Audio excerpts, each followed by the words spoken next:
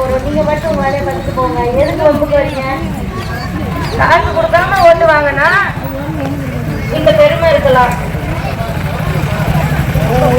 ஒரு வாய்ப்பு தாங்க. காசு கொடுக்குறவங்களுக்கே ஓட்டு போட்டுனா நம்ம இந்த நிலைமையில இருக்கோம். ஒரு தடவை ஒரு நேர்மையானவங்களுக்கு நல்லவங்களுக்கு வாக்கு செலுத்தி தான் பாருங்களேம்மா. ஒரு படிச்ச புள்ள வந்தா அந்த ஆட்சி எப்படி இருக்கும்ன்றத பாருங்க. இதே சாலையில காசு கொடுத்து நடந்து வச்சு கூட்டு போறாங்களே, அந்த சாலை எப்படி இருக்குன்னு பாருங்கம்மா. அந்த காசு திரும்ப கொடுத்துட்டு இந்த சாலையை போட்டு தர சொல்லுங்க, போட மாட்டாங்க. அந்த சாக்கடை வசதியை செஞ்சு தர சொல்லுங்க, செய்ய மாட்டாங்க. வீட்டுக்கு முன்னாடி பாருங்க எப்படி இருக்கு சாக்கடை. ஒரு தடவை ஒரு வாய்ப்பு கொடுத்தா தான் என்னம்மா, காசு வாங்கி வச்சுக்கிட்டு தானே மாத்தி போட சொல்றோம். ஒருத்தவங்க பேச வராங்க, அந்த பேச்சை கேட்கறதுக்கு கூட ஒரு 5 நிமிஷம் நிக்க வைக்க மாட்டாங்க. உங்களை அவ்வளவு வேகமா கூட்டிட்டு போறாங்கன்னா அதுக்கு என்ன காரணம்? அவங்க மேல அவங்களுக்கே நம்பிக்கை இல்லை. ஏன்னா அவங்க ஒண்ணுமே செய்யல. அவங்க விட்டு அந்த இலவச பேருந்து மாசம் 1000 ரூபாய் ஏறி வேலை, இதை தவிர பெண்களுக்கு அவங்க என்னமா செஞ்சிருக்காங்க? ஒண்ணுமே செய்யல. செய்யாததை மறைக்கணும்ன்றதுக்காகத்தான் இந்த காசை தவிர அவங்க நமக்கு ரொம்ப நல்லது பண்ணிட்டாங்க, அதனால திரும்பவும் நம்ம அவங்களுக்கு ஓட்டு போடுவோம் அப்படின்ற மனநிலையில யாருமே போடுறது கிடையாது. ஒரு வாய்ப்பு தான் கொடுத்து பாருங்களேன். ஒரு நல்லவங்களுக்கு இந்த ஆட்சியை கொடுத்தா என்னென்ன பண்றாங்கன்றதுக்கு ஒரு ஆசை இல்லையா, ஒரு கனவு இல்லையா உங்களுக்கு? உங்க கையில இருக்கிற பிள்ளையும் இதே நிலைமையில தான் இருக்கணும்னு நினைக்கிறீங்களாமா? நம்ம தான் இப்படி வாழ்ந்துட்டோம். ஆனா நம்ம பிள்ளைங்களாவது சரியா இருக்கணும், அவங்களுக்காவது நல்ல கல்வி கிடைக்கணும், நல்ல வேலை கிடைக்கணும்,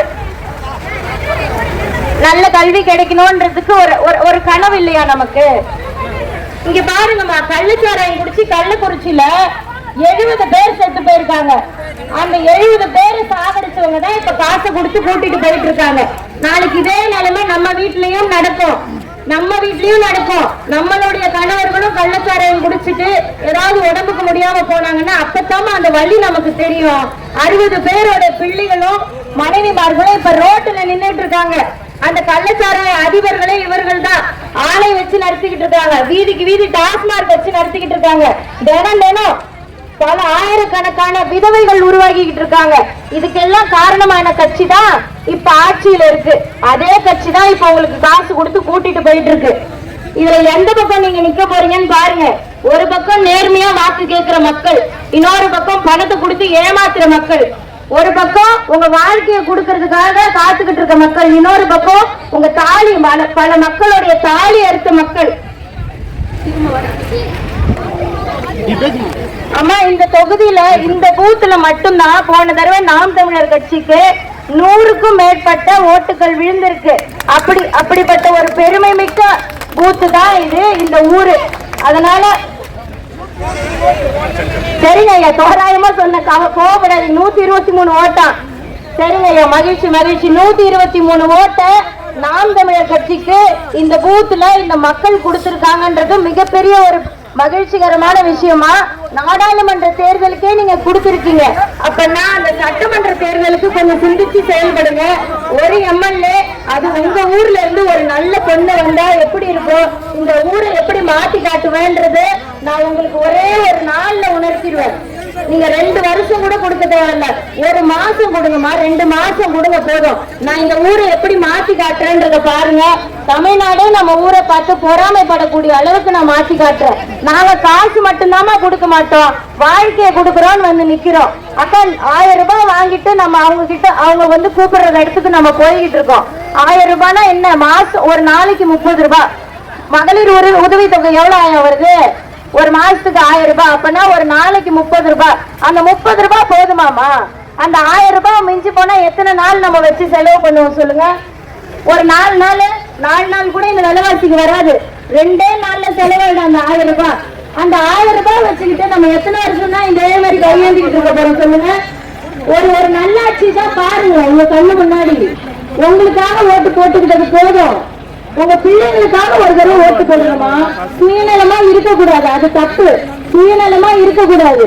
காசு கொடுக்கறதுக்காக ஓட்டு, அடுத்தவங்க சொல்றாங்கன்றதுக்காக ஓட்டு, உங்க கணவர்கள் சொல்றாங்கன்றதுக்காக ஓட்டு, இதெல்லாம் தப்பு.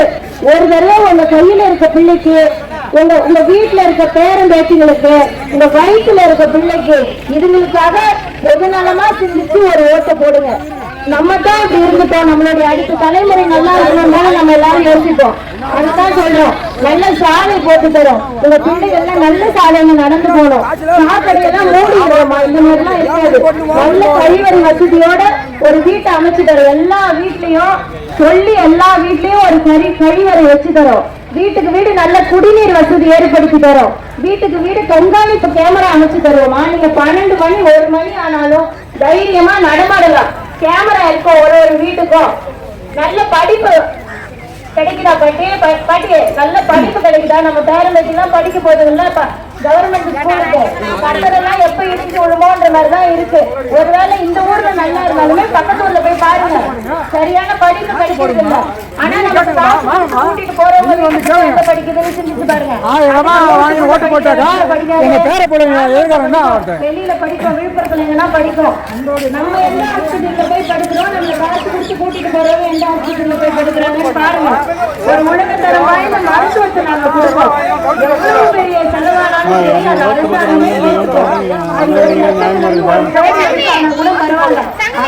உங்களுக்கு அந்த காசை ஏற்றுக்கிட்டு உங்களுக்கு உலகத்தரம் வாய்ந்த கல்வியும் மருத்துவத்தையும் கொடுப்போம். கொடுத்துட்டா நீங்க சம்பாதிக்கிறதுல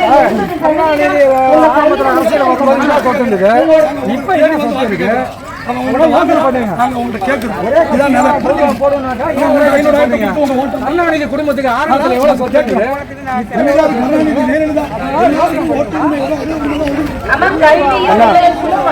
கல்வியும் மருத்துவமும் இலவசமா கிடைச்சிருச்சுன்னா 80% நீங்க சம்பாதிக்கிற சம்பாதனை வீட்டிலே இருந்துரும். வேற ஏதாவது நல்ல பொருட்கள் வாங்கி சாப்பிடலாம். உங்க வாழ்க்கைக்கு தேவையான அத்தியாவசிய தேவைகளை நீங்க நிறைவேற்றிக்கலாம். ஒரு நல்ல வாய்ப்பு கொடுங்க, வருஷங்களா கத்திக்கிட்டு இருக்காங்க. நாங்க போதும், ரெட்டையிலேயே போட்டு பார்த்துட்டோம், உதயசூரியனுக்கே நம்ம போட்டு பார்த்துட்டோம், மற்ற கட்சிகள் கூட்டணி கட்சிகளுக்கெல்லாம் நம்ம வாய்ப்பு கொடுத்துட்டோம். 1 வருஷம் 2 வருஷம் இல்ல, 50 வருஷம் 60 வருஷம் கொடுத்துட்டோம் ஐயா வாய்ப்பு. இந்த 60 வருஷத்துல செய்யாதத இந்த ஒரு இடைத்தேர்தல்ல ஒரு எம்எல்ஏ வந்து என்னமா பண்ண போறாரு? நீங்களே சொல்லுங்க. இது ஒரு யதார்த்தமான கேள்வி தானே. இத்தனை வருஷமா செய்யாதத இந்த ஒருத்தர் வந்து என்ன செஞ்சிட போறாரு? அதே கட்சியில இருந்து முகம் மட்டும்தான் மாறுது. அந்த கட்சியில இருக்கக்கூடிய வேட்பாளருக்கும் எம்எல்ஏக்கும் பேர் மாறும், முகம் மாறும், மற்றபடி செய்யறது என்னன்னா அதேதான். இதுக்கு முன்னாடி டாஸ்மாக் கடையை திறந்து வச்சு குடிக்க வச்சாங்க, அதேதான் இப்ப புதுசா போறவரும் செய்வாரு. இதுக்கு முன்னாடி ஏதாவது கான்ட்ராக்ட் வேலை வந்ததுன்னா அதுல 3/4 பணத்தை அவர் எடுத்துக்கிட்டு சும்மா 1/4 விட்டு விட்டா ரோட போட்டு விடுவாங்க. இதேதான் திரும்ப இப்ப புதுசா போறவரும் செய்வாரு. செயல்பாடு மாறாது, முகம் மட்டும்தான் மாறும், பேர் மட்டும்தான் மாறும், கொள்கைகள் மாறாது. ஒரு தடவை ஒரு புதுசா வரவங்களுக்கு வாய்ப்பு கொடுங்க. ஒரு மாற்றத்திற்காக உங்க மனசு ஏங்கலையாமா? ஒரு குழந்தை வச்சிருக்கீங்களா? அந்த குழந்தை அது படிச்ச படிப்புக்கான வேலை கிடைக்கணும், நல்ல படிப்பு கிடைக்கணும், நல்ல குடிநீர் குடிக்கணும், நல்ல சாலையில நடக்கணும், கொசு கடிக்காம இருக்கணும். இதெல்லாம் ஒரு ஆசை கனவு தானே நமக்கு. அதை நிறைவேற்றி தரோம். நீங்க 159 எம்எல்ஏ இருக்கிறீங்க, ஒரு எம்எல்ஏ போய் என்ன பண்ண போறீங்க ஐயா? ஒரு எம்எல்ஏ போய் என்ன பண்ண போறீங்க? இப்படி நினைச்சுதானமா நம்ம வீதியில இருக்கோம். அவர் கேக்குறாரு நீங்க ஒரு ஆள் வந்து என்ன பண்ண போறீங்கன்னு. நான் என்ன சொல்றேன், இந்த ஒருத்தி மேல நம்பிக்கை வச்சு நீங்க வாக்கு செலுத்துங்க. ஒரே ஒரு உறுதி தரேன், இந்த விக்கிரவாண்டி முழுக்க ஒரு டாஸ்மாக் கடை இல்லாம நான் மூடி காட்டுறேன்னா இல்லையான்னு மட்டும் பாருங்க. அப்படி மட்டும் நாங்க மூடி காட்டலன்னா இந்த வண்டி, இந்த பிரச்சாரம் அடுத்த தேர்தலுக்கு இந்த வீதிக்கு வராது. இது சத்தியம். இந்த வீதி மட்டும் இல்ல, விக்கிரவாண்டி, விழுப்புரம், மொத்த தமிழ்நாட்டிலேயே நாங்க கட்சியை மூடிட்டு போயிடுறோம். இந்த மாதிரி யாரையாவது சொல்லுங்க பாப்போம். ஒரு எம்எல்ஏ நினைச்சா முடியுமா? அவங்க ஊருக்குள்ள இருக்கிற, எல்லைக்குள்ள இருக்கிற டாஸ்மார்க்க தூக்கி வீச முடியும், போட்டு சாவி போட்டு வீட்டுக்கு எடுத்துட்டு போக முடியும், உடைக்க முடியும். ஆனா செய்ய மாட்டாங்க.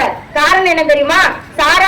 டாஸ்மார்க்கு வருது இல்ல சாராயம், அந்த சாராயத்தை உற்பத்தி பண்ணக்கூடிய சாராய ஆலைய அவங்க தான் வச்சு நடத்துறது. யாரு? ஐயா மதிப்பிற்குரிய நம்மளுடைய முதலமைச்சர் ஸ்டாலினுடைய பிள்ளைகளும் மருமகன்களும் தான் அந்த சாராய ஆலையோடைய அதிபர்களே. சாராய ஆலை அதிபர் எப்படிமா சாராய கடையை மூடுவாரு? உடச்சு பேசக்கூடாதுன்னு நினைச்சு இப்ப அவர் கேட்ட கேள்வியில நான் சொல்லிட்டேன். இப்படிப்பட்டவங்களுக்கு தான் உங்க வாக்கா? நான் இதை வந்து மாத்தி கேட்கிறேன். இத்தனை எம்எல்ஏ பண்ணாததான் இந்த ஒரு எம்எல்ஏக்கும் என்ன பண்ணுவாருன்னு நினைக்கிறீங்க? ஆனா நான் தான் சொல்றேன்ல, உறுதி கொடுக்கறேன்ல, இதை நான் மட்டும் செஞ்சு காட்டுவேன்னு சொல்லல. நம்ம எல்லாரும் சேர்ந்து செய்வோம். என்னால மட்டுமே செய்ய முடியும். ஒருவேளை உங்களுக்கு நம்பிக்கை இல்லை, நான் உங்களையும் கூட்டிட்டு போய் நான் செஞ்சு காட்டுறேன். அந்த சாராய கடையை உடைக்கிறதே இங்க இருக்கக்கூடிய பெண்கள்ல ஒருத்தவங்களா தான் இருப்பீங்க. ஒரு நம்பிக்கை வைங்கம்மா. ஒரு நம்பிக்கை இல்லாம அப்புறம் என்ன? கொள்ளடிக்கிறவங்க மேலலாம் நம்பிக்கை வைக்கிறீங்க, காசு கொடுத்து ஏமாத்துறவங்க மேலலாம் நம்பிக்கை வைக்கிறீங்க, ஊழல் லஞ்சம்னு ஏதோ எத்தனையோ கேஸ், ஆயிரக்கணக்கான கேஸ் இருக்கவங்க மேலலாம் நம்பிக்கை வைக்கிறீங்க, பல லட்சம் கோடி சொத்து மதிப்பு வச்சிருக்கவங்க மேலலாம் நம்பிக்கை வைக்கிறீங்க. ஆனா எதுவுமே இல்ல. உயர்ந்த சிந்தனையும் மக்களுக்கு சேவை செய்யணும்ன்ற எண்ணம் மட்டும்தான் இருக்கு. எங்க மேல அந்த நம்பிக்கையை வைக்க மாட்டீங்க. ஐயா, அடுத்த தலைமுறைக்கு ஒரு வாய்ப்பு கொடுத்தாதான் என்ன உங்களுக்கு? நீங்களே தான் ஆளணும்னு நினைச்சுக்கிட்டு இருக்கீங்களே. எங்க ஆட்சியை ஒரு நாள் பாருங்களேன் எப்படி இருக்குன்னு. உங்க வீட்டு பிள்ளை மேல வருது, ஒரு அதிகாரத்திற்கு வரணும்னு நினைக்குது, நீங்க கையை விட்டு தள்ளி பிடிச்சு தள்ளிடுவீங்களாமா? அதே தான் நானும் கேட்கிறேன். உங்க வீட்டு பிள்ளை கொசபாளையத்துல இருந்து வந்து நிக்கிற அந்த நோட்டீஸ்ல பாருங்க, மருத்துவம் படிச்சிருக்க, 2 டிகிரி முடிச்சிருக்க, மருத்துவம் முடிச்சுட்டு மேற்படிப்பு வரைக்கும் படிச்சுட்டு வந்து உங்க முன்னாடி நிக்கிறதுக்கு காரணம் என்ன? கொள்ளடிக்கணும்னு நினைக்கல, ஊழல் பண்ணணும்னு நினைக்கல, கான்ட்ராக்ட் வேலைன்னு சொல்லிட்டு அதுல முக்காவாசி நான் சுருட்டிக்கிட்டு பெரிய பங்களா கட்டணும்னு நினைக்கல. சேவை செய்யணும் மக்களுக்கு. என் மக்களை எப்படியாவது அந்த அடிமைத்தனத்துல இருந்து மீட்டு கொண்டு வரணும். தமிழர்களா ஒன்றிணைக்கணும். இதை தவிர எங்க கிட்ட எதுவுமே இல்லம்மா. அதுக்காக தான் வந்து நிக்கிறோம். ஒரு தடவையாவது வாய்ப்பு கொடுங்க. நான் தான் பேசுறேன், வேட்பாளர் தான் பேசிக்கிட்டு இருக்கேன். உங்களுக்கு அதிசயமா தான் இருக்கும். ஏன்னா எந்த வேட்பாளரும் இந்த மாதிரி வந்து நின்று பேச மாட்டாங்க. வெறுமனே ராத்திரில வந்து கதவை தட்டி காசு கொடுத்துட்டு போயிடுறதோட வேட்பாளரோட வேலை முடிஞ்சிச்சு. அதுவுமே அவங்க வச்ச அடியாட்கள் தான் செய்வாங்க. இதுல இருந்தே தெரிஞ்சுக்கோங்கம்மா. எல்லா விஷயத்திலயும் நாங்க மாறுபடுறோம்னா அதே மாற்றத்தை நாங்க ஆட்சியிலையும் கொண்டு வருவோம், இந்த ஊர்லயும் கொண்டு வருவோம். ஒரு வாய்ப்பு மட்டும் தாங்க. இதுக்கு மேலே எனக்கு என்ன சொல்றதுன்னு தெரியலமா. ஒரு முன்மாதிரியான கிராமத்தை ஒரு தொகுதியா நான் மாத்தி காட்டுறேன். ஒரே ஒரு வாய்ப்பு தாங்க. மற்ற எல்லா மாவட்டமும் நம்ம தொகுதியை பார்த்து பொறாமப்படக்கூடிய அளவுக்கு இந்த தொகுதியை நான் உயர்த்தி காட்டுறேன். பிள்ளைங்களுக்கு பாதுகாப்பு, பெண்களுக்கு பாதுகாப்பு, டாஸ்மார்க்க மூடிடுவேன். இது எல்லாத்தையும் நான் செஞ்சு காட்டுறேன். ஒரு வாய்ப்பு மட்டும் தாங்க. காசு கொடுத்தாலும் வாங்கிக்கோங்க. வாங்கிக்கிட்டு நீங்க வாக்கு செலுத்த வேண்டிய சின்னம் ஒலி வாங்கி எனப்படும் மைக்கு சின்னம். மைக்கு சின்னத்துல வாக்கு செலுத்துங்க. வாக்கு பெட்டியில முதல் பெட்டியில 2வது வரிசையில இருக்கக்கூடிய சின்னம் தாம்மா மைக்கு சின்னம். நான் இவ்வளவு நேரம் பேசுனதெல்லாம் கேட்டிருப்பீங்க. நான் இந்த பக்கம் திரும்பல, இப்பதான் திரும்பி பாக்குறேன். ஒரு தடவை வாய்ப்பு கொடுங்கம்மா. உங்க வீட்டு பிள்ளைக்கு, ஒரு தமிழ் பொண்ணுக்கு, ஒரு படிச்ச பொண்ணுக்கு, நேர்மையான பொண்ணுக்கு வாய்ப்பு கொடுங்க. காசு கொடுத்தாலும் வாங்கி வச்சுட்டு ஒரே ஒரு முறை அந்த குலதெய்வத்துக்கிட்ட வேண்டிக்கிட்டு ஒரு 1,000 ரூபாய் அது உண்டியல்ல போட்டுட்டு மாத்தி போடுங்க ஓட்ட. இதுக்கு மேல எதுவுமே பண்ண முடியாது. கடைசி கட்டத்துல இருக்கும். திரும்ப திரும்ப அவங்களுக்கே கொடுத்துட்டீங்கன்னா மிச்சம் மீது இருக்கிறது எல்லாத்தையும் வந்து கொள்ளடிச்சுட்டு போயிடுவாங்க. அதுக்கப்புறம் நாங்களும் உங்க கூட சேர்ந்து இப்படிதான் நிக்கணும். இப்பவும் அப்படிதான் இருக்கேன். தேர்தல் முடிஞ்சதுக்கு அப்புறம் உங்கள ஒரு பொண்ணாதான் நானும் இருப்பேன். அதுக்காக தான் சொல்றேன். நம்ம எல்லாம் வாழணும்னா ஒரு வாய்ப்பு தாங்க. அவங்க எல்லாம் வாழணும்னா அவங்களுக்கே ஓட்டு போடுங்க. இந்த தடவை கைவிட மாட்டீங்கன்ற நம்பிக்கையோடு விடைபெறேன். நீங்க வாக்களிக்க வேண்டிய சின்னம் நாம் தமிழர் கட்சியின் மைக்கு சின்னம். 2வது இடத்துல இருக்குமா? படிக்க தெரியாதவங்க கிட்ட எல்லாம் கொஞ்சம் சொல்லுங்க. இது நம்முடைய கடமை. இன்னைக்கு அந்நியருக்கு வராருங்க.